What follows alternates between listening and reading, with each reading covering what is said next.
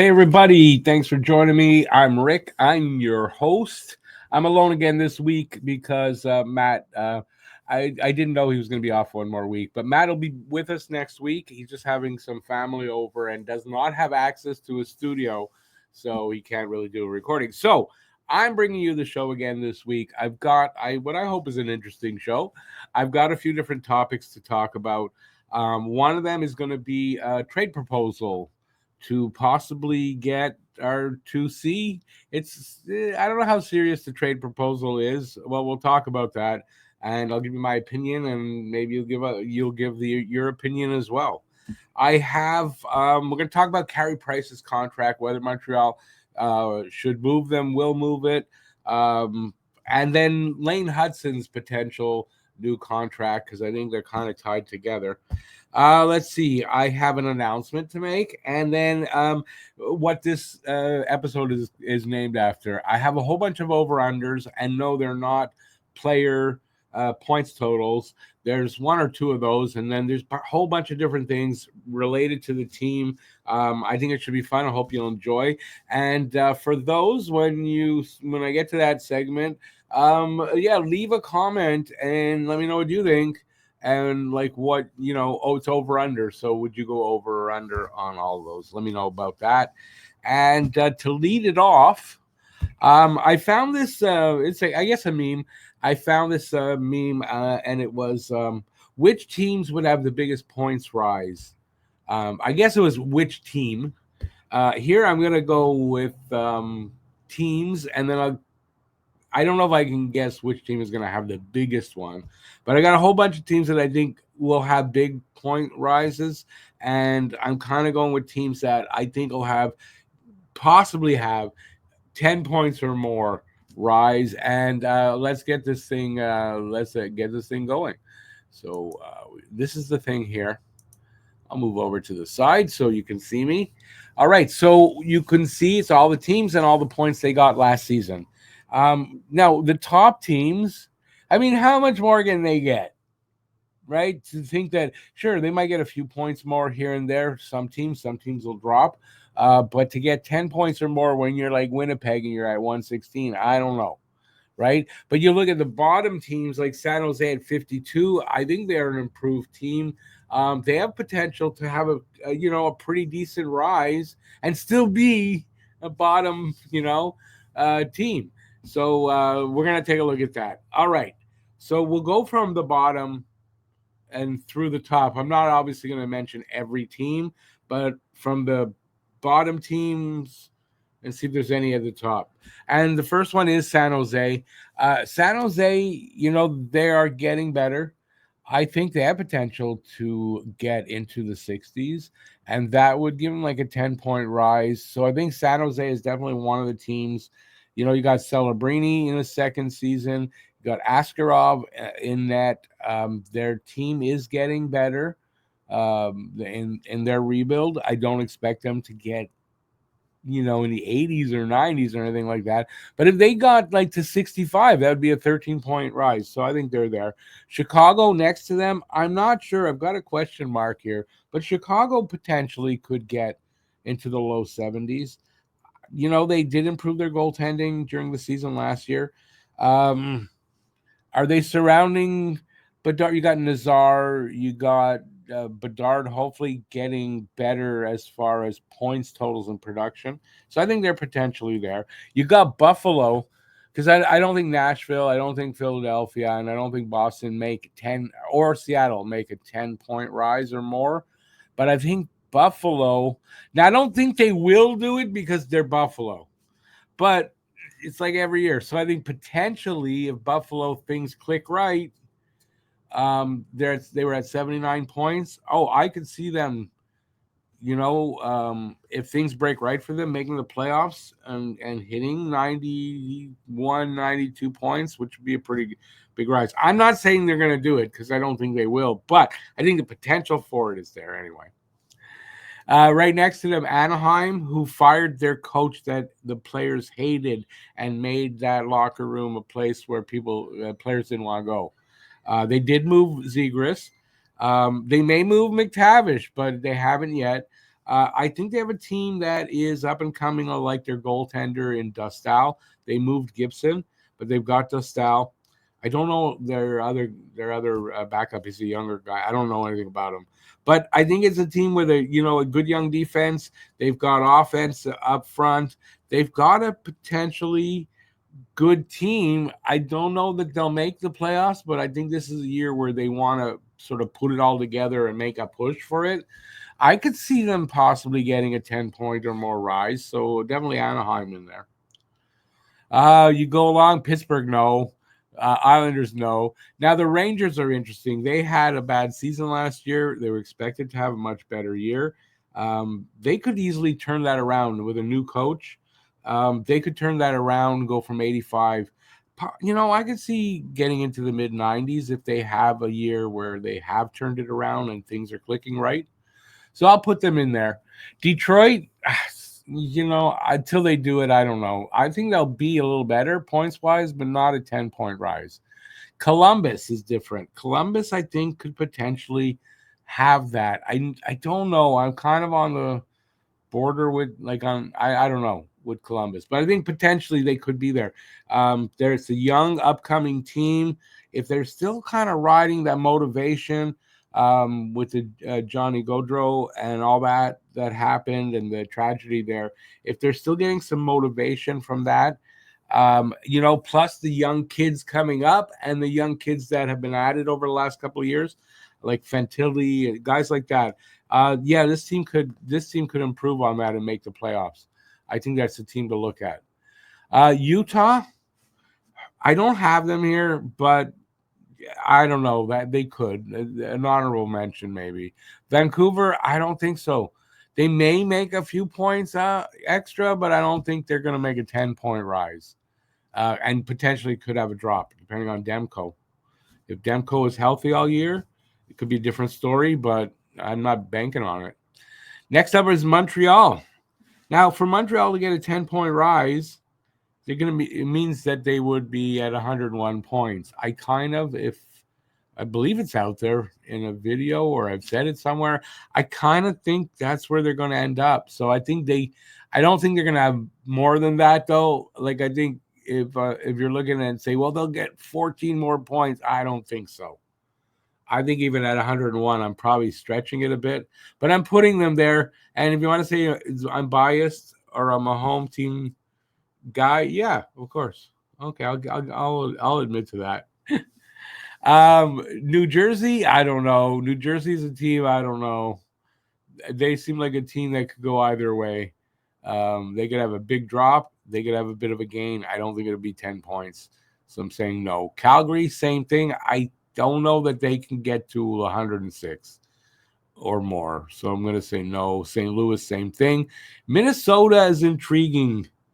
I think Minnesota, if they can just put it all together, they've got potential there to move into, I think, maybe get up into the mid, like 106, 107. Now, they'd have to get to 107 for it to be, but I'm putting them in this list. Ottawa, no. I think Ottawa actually is going to drop a little bit. So I'm not banking on Ottawa. Florida, I think Florida can make an improvement. I don't know if they're going to be 10 points. I'm not putting them in the list. What I am putting is Carolina. It's not a team I like, but they just added Ehlers. As long as the goaltending can hold up, that means Freddie Anderson stays healthy. It might be a bit of an ask, but I think Carolina could go up, to 110 points. It's a possibility. I'm not saying they will do it, but I think I'd put them in this list. That's who I have in the list. Who's the most likely to have the biggest rise of the teams that I just mentioned? You might think I'm crazy, but I'm going to say San Jose. I think the San Jose Sharks probably end up in the mid 60s this year. And that's going to be like you're looking at a 13, say to 15-point rise. I don't think any other team here is going to get that kind of a rise in points. So I'm going to say San Jose. Let me know, what do you think about that? And do you agree?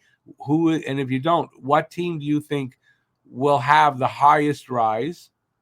And, if you want to comment on all the other teams, go ahead, do that in the comment section. I'd really don't mind that at all. I appreciate it. All right, so we're coming back. I took a pause for a second. This is a trade proposal. Now it comes from a site called Habs Fanatics, and I don't think it's the clothing site. It's I call it a bullshit Habs site. So you're asking bullshit, why are you putting it here? It's just an interesting thing. I don't think this is a real trade proposal, but I put it out there to my partners on the other channel, and had not an argument, but a debate with Cam about this trade. And so I thought, hey, let's talk about it here for a second. So okay, here's the trade, and then we'll talk about it. Montreal would get Mason McTavish and a defenseman from the Ducks I don't know anything about, Tristan Luneau. And Anaheim would get David Reinbacher, Owen Beck, and a 2027 first-round pick. So what I said was about this, that I don't think I would make this trade. Tristan Luneau, I'm just going to read what's there, could become a solid young right-shot defenseman in the NHL. Could become.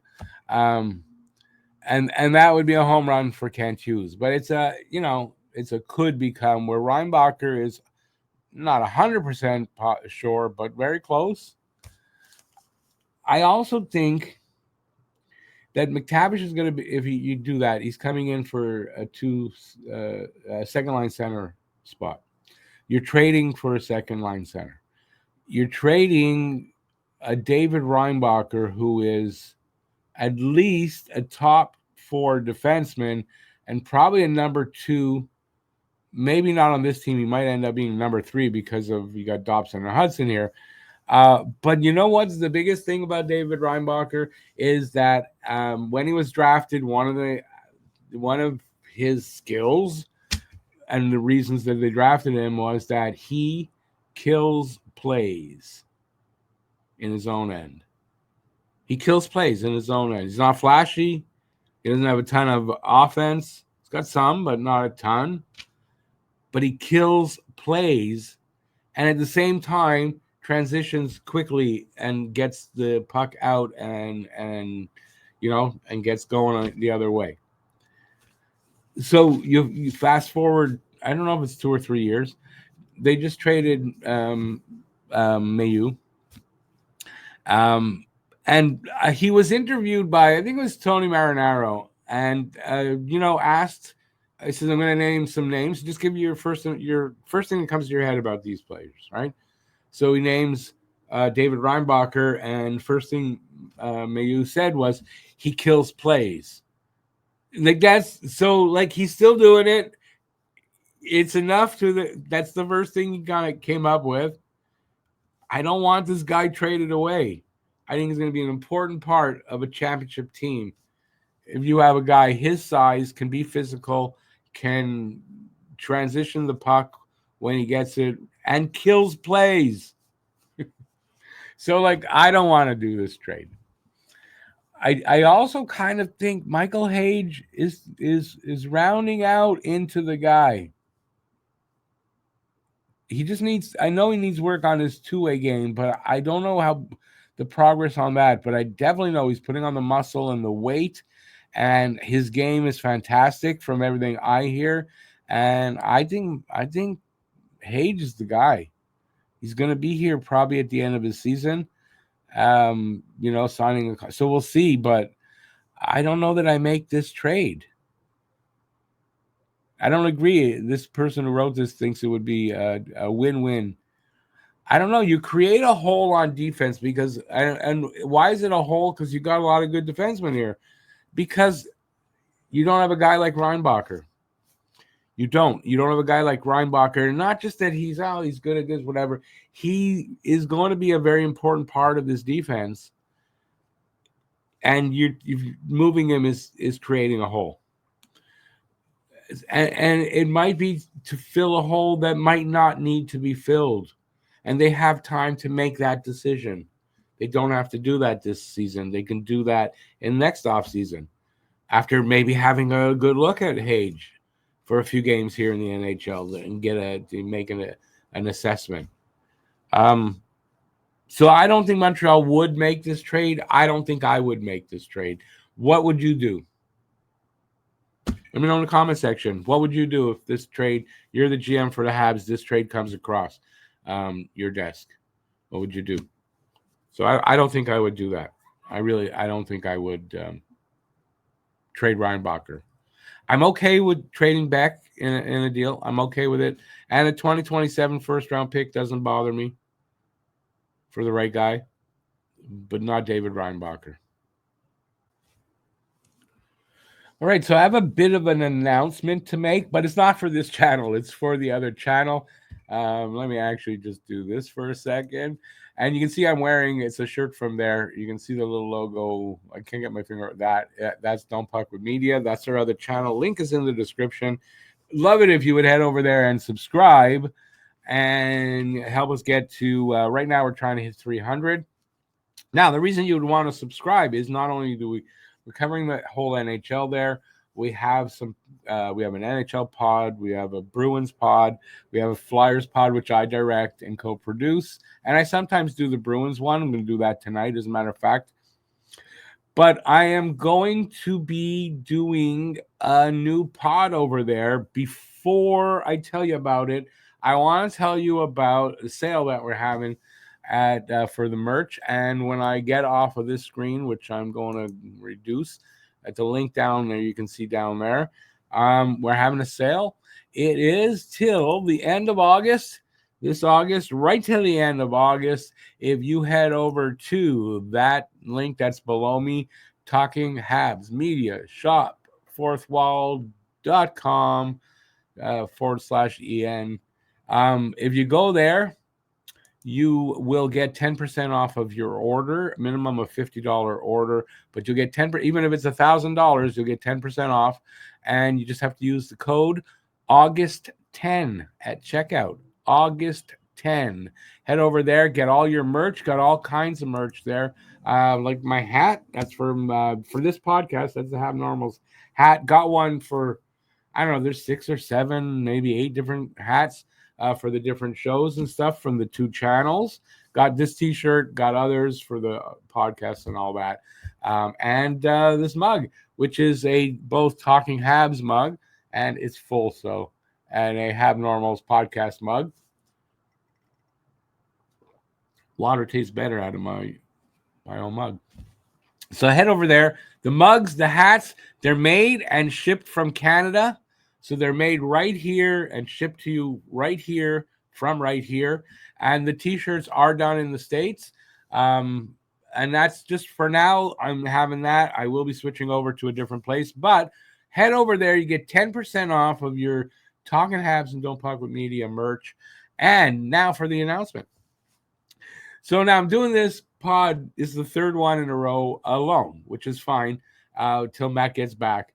But it kind of got me thinking that on the other channel, which is why I'd like you to head over there and subscribe, in the new season. So either starting late September, but I think early October, I'm going to be doing a not a long pod, 20 to 40 minutes, but a new pod over there alone by myself. It's going to be called Habs Then and Now. I'm going to be doing different things than here where we talk about, what's going on at the moment. I may do some of that there, but I'm going to try to find things to talk about currently and from back in my day, 70s and 80s and 90s and like that. So it's going to be called Habs Then and Now. It's going to be starting in October, probably in October. It's going to be every week, unless I find that too hard, and I'll move it to every 2 weeks, but 20 to 40 minutes. I'll be solo, tackling different things than I do here. Head over to Don't Puck with Media. Link is in the description. Hit that subscribe button. Really appreciate it. And then, you won't miss out when the pod starts. So yeah, I really appreciate you doing that. And yeah, give a thumbs up, by the way, if you're liking this episode so far, and subscribe if you haven't already. That's here at Talking Habs. If you haven't already, hit that subscribe button. I'm trying to get to 4,000 here, and I'm not that far away, so help me get there. And yeah, I really appreciate that. All right. It's time now to move on and deliver what that thumbnail says. So it's time for the over-unders. What I have is 14 over-unders, all team related. No, they're not a player, how many points, over-under. There's, I think, 2 of those, and that's it. The rest are different kinds. I think you'll find it interesting. I'd like you to let me know in the comment section what you think of whether you agree with me when I call it over or under, and what you think of where I place my over unders.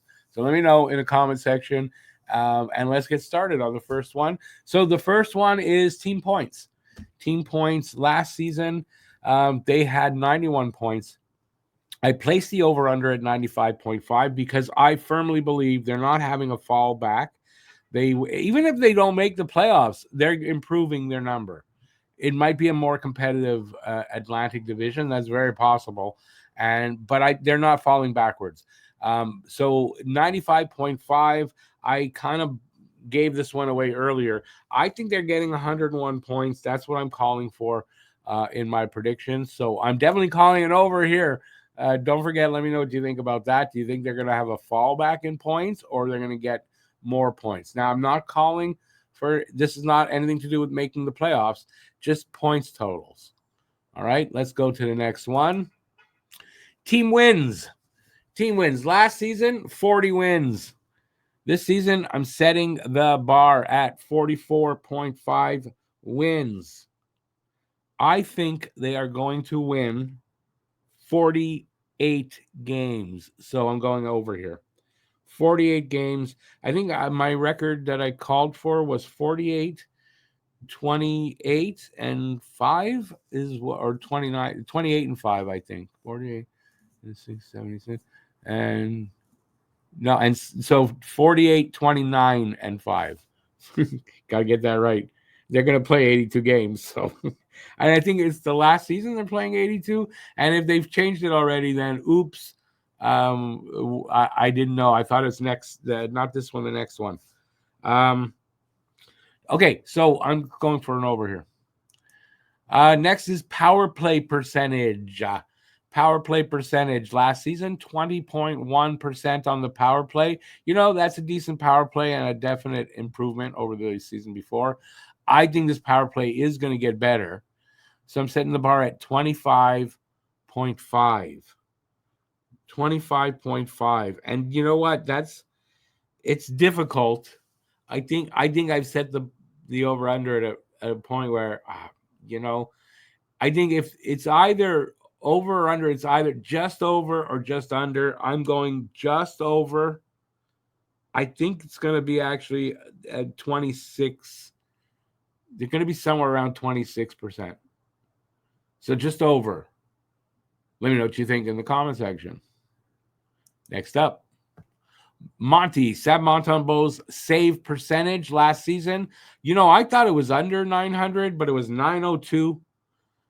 So I set the bar, the over-under at 901.5. So I don't think he's going to go over by much, but I do think it's going to be an over, and I'm going to call him to get a 0.904. He's going to improve a little bit. He's going to have a better team in front of him. I think he's going to be better. But, the league average is 900.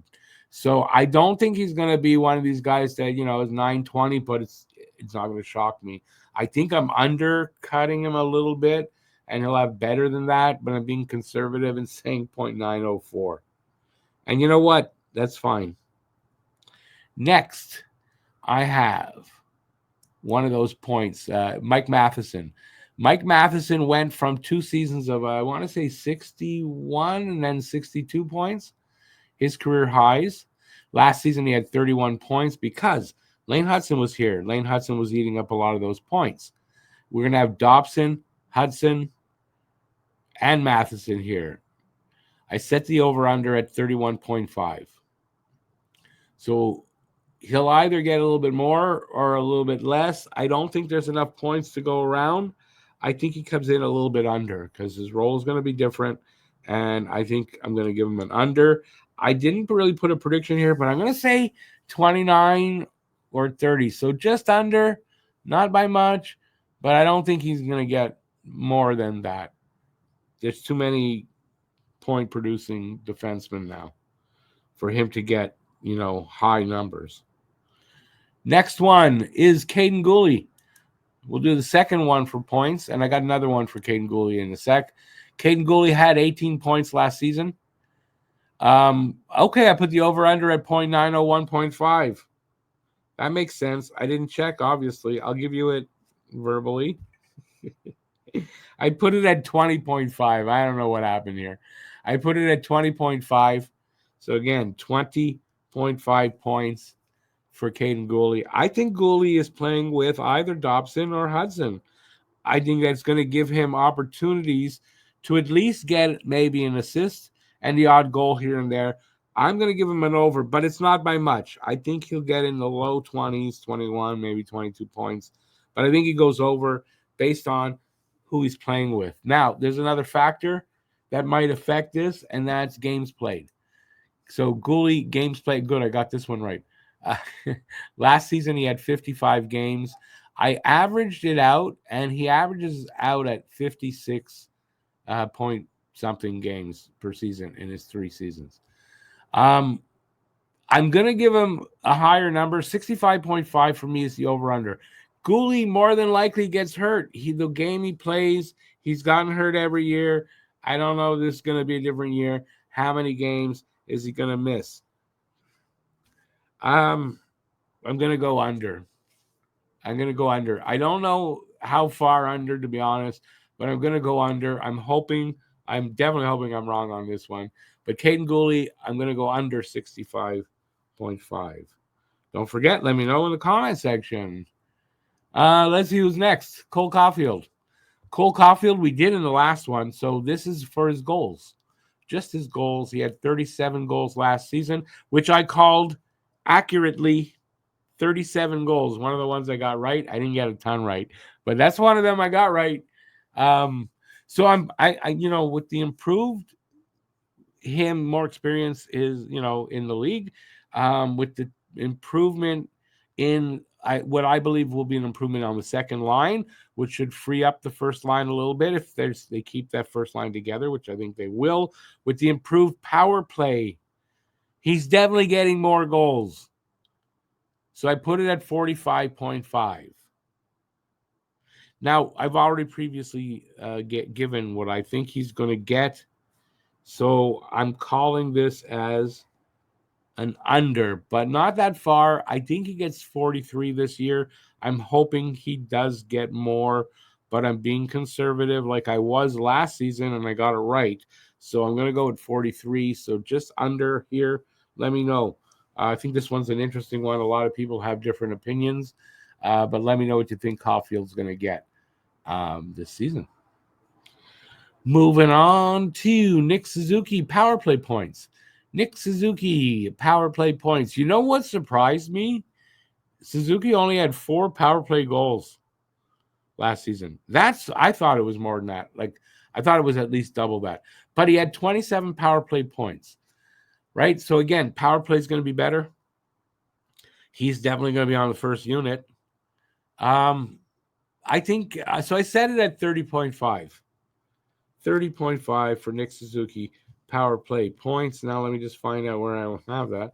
All right. So with all the improvements on the power play, I don't think it's hard for him to get 4 points more. I really don't. So I'm going to say over. I don't think it's going to be hugely over, but I can see Nick Suzuki getting 32 to 35 power play points this season. And even if it's 40, it's not going to surprise me because I think Nick Suzuki is going to hit a really big number, So, I wouldn't surprise me, but it's definitely over 30.5 for me. Then the next one I've got is a new guy. Ivan Demidov, power play points last season, none, because he only played two games here. So he didn't have any power play goals.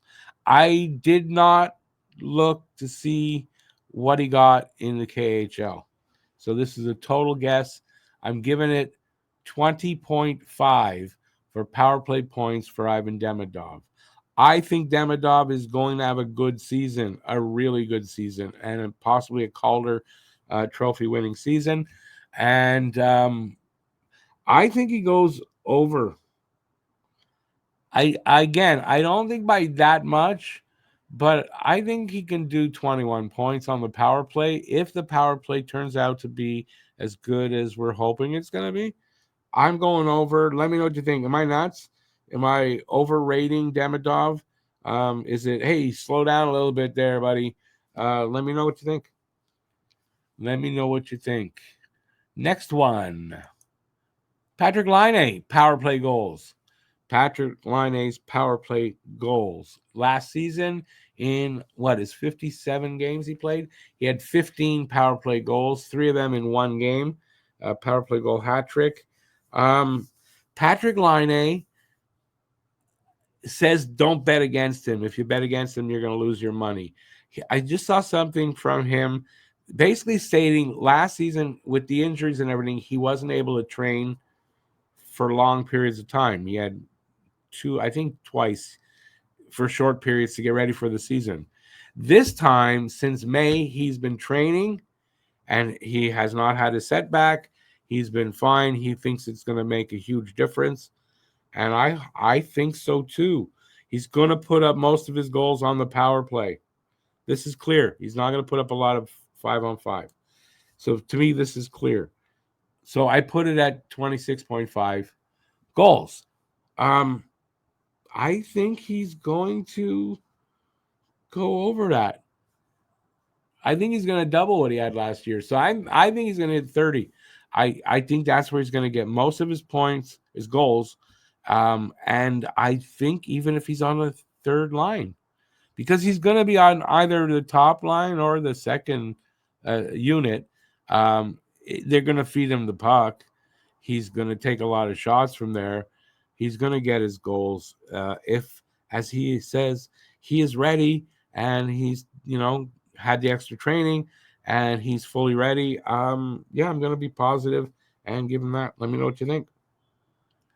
And we're getting down near the end. We got the last 3 of the over-unders, and then we got the multiple choice. And these involve Arbor Jackeye. Arbor Jackeye for hits. First one is hits. Last season, he had 180. I honestly thought he had over 200. I don't know where I got that from. He had 180. He's got to make, if he wants to stick with Montreal, he's got to make more of an impression than just the intimidation factor, which to me is huge, and I don't want to see him go anywhere. One of the ways he can do that is hitting.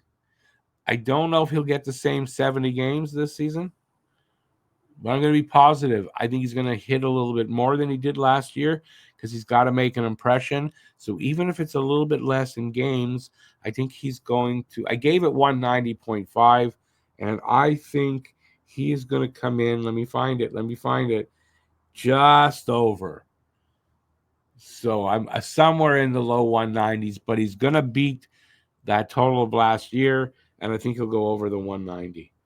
He's got to make an impression. That's one of the ways. I'm not saying he should go crazy and just fight like a lunatic or whatever and hurt the team, but good solid body checks, nothing wrong with that. All right, so I'm an over here, as I said. Next one, we got fights. So the surprise for me was Jack only had 6 fights last year. He had 2 in preseason, so it was a total of 8, but I'm not counting preseason here. I'm going to go with the over-under of 7.5. One of the reasons is I don't think, even though he has to make an impression, that he's going to go crazy and just fight every game like we thought in his first season. After that one, we thought for sure he's going to have how many a game? He has to be able to remain on the ice for a full game. He cannot be thrown out all the time, and he can't sit for 10 minutes at a time.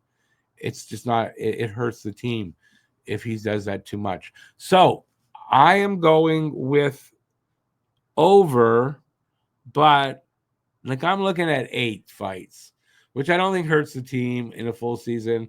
He has to make an impression. It's another one of the ways he can, if they're well timed and well, picking his spots properly. I don't think he has to do more than that. So I'm looking at 8, maybe 9. That's about it. But it's an over. The next one, it kind of surprised me. I thought he had more of these, but game misconducts. He had 2. They actually happened 2 in a row against in back-to-back games. It might not have been back-to-back, but might have been a home and away thing with Ottawa. And he got thrown out twice in a row, and it looked like they were just going to throw him out every time it looked like he was going to fight. It didn't happen. I put it at 4.5 because I think he might be a little bit more aggressive this year that way while still remaining under control. So I just put it at 4.5. I think he's going to come in under. I don't think he's going to get thrown out of time because I think he's going to have to be a little bit more disciplined and stay on the ice and in the game when he's in the lineup. So I'm going under. Probably he'll have that same 2. And that'll be it. So anyway, let me know what you think. Those are the over-unders. Let me know if you think you agree with me or you don't, and which ones you want to. Let me know what you had taken for over and under. So now the last one I have of these is multiple choice, and that involves time on ice. Time on ice leader. Last season, Mike Matheson. I think the season before, Mike Matheson. Now, Hutson was close, and there was somebody else, I can't remember who it was close, but Matheson was the leader. Is that going to be the same this year? I don't think so. Anyway, I have Matheson, Hutson, Dobson, and Nick Suzuki, who I think Nick Suzuki is going to play his regular shift, power play, and some penalty kill. I really do. So he wasn't really close to the most last season, but if you add a little bit extra, he might be.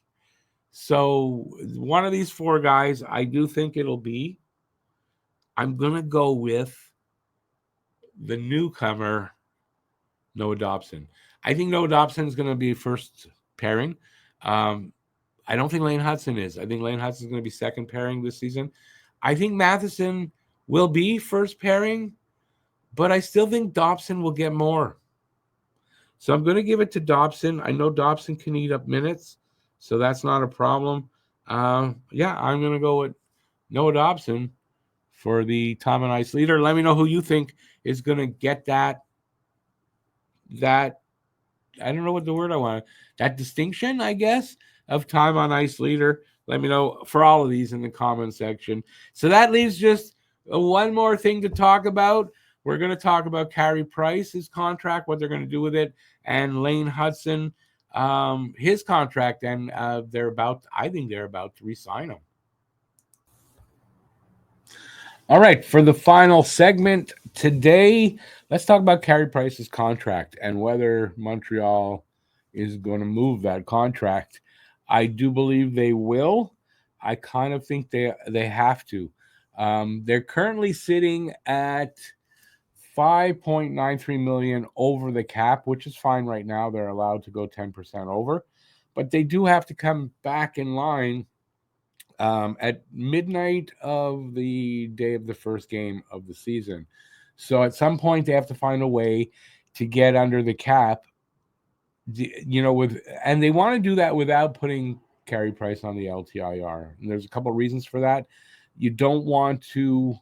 One reason is if they put him on the LTIR to save the $5.9 million, they can do that. If during the season, say Patrick Laine gets hurt and he's gone for a while, they'll only get $5.9 million in relief. They won't get more than that, or they'll get whatever's left on the other side of that. So it would be almost $5 million. I'm not sure which one, but they're not going to get the full value of the contract. in relief. So you don't want to do that and be in LTIR before the season starts. Plus, there's some way that there's it accrues money that goes against, it's like overage, and it goes against next year's cap. So they don't want to do that. Um, and it's the last season of his contract. I think they like to not have that burden. Um, I don't think it's helping them at this point. So what's holding it up from happening already is September 1st. There's a signing bonus payment of I think 6.5 million. That it's going to make it harder to trade if you trade. Why would a team want to pay that? So this is going to happen after September 1st. And probably either closer to camp or during camp, even wouldn't shock me if it's that late. But yeah, so they can't do anything right now, but they're going to do it. And it'll be for a team that needs to reach the floor.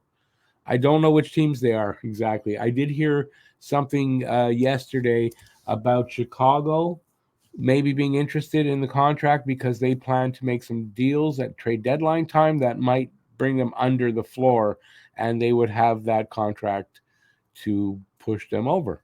So something like that. I don't know what other teams are um, that low in salary. I don't offhand. So I should have probably done that research. I do apologize, but there will be a team.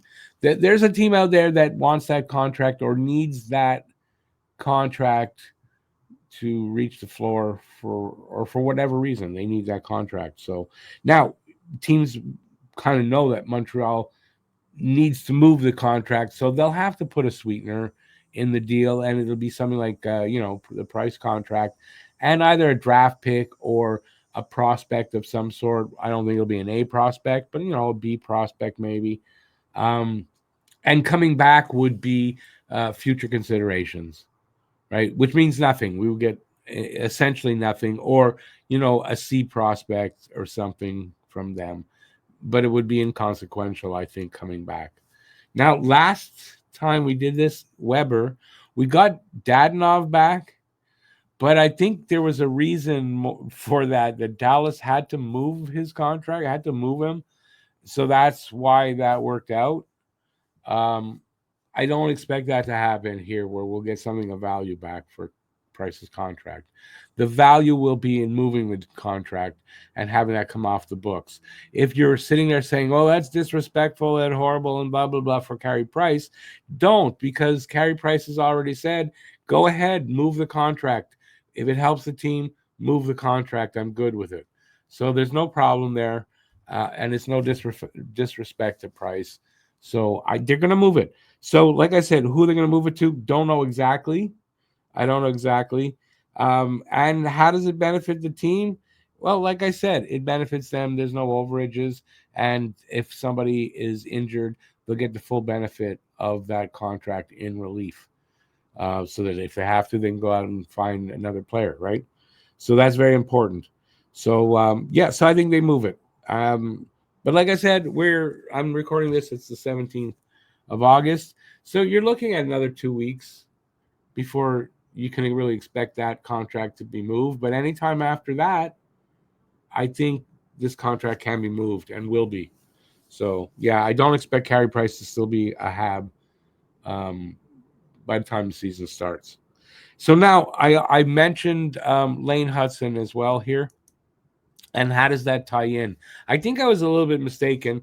Lane Hutson, they can sign him. It's not going to affect the cap this season. It'll be next season.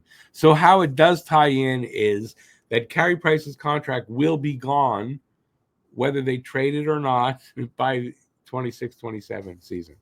And I expect Lane Hutson is going to sign for the bulk of that money that they're saving, right? From everything I'm hearing, Lane Hutson, like I've heard 8.8 to 9.5. I've got to think it's going to be the 9.5. So you're looking at 9.5 times 8.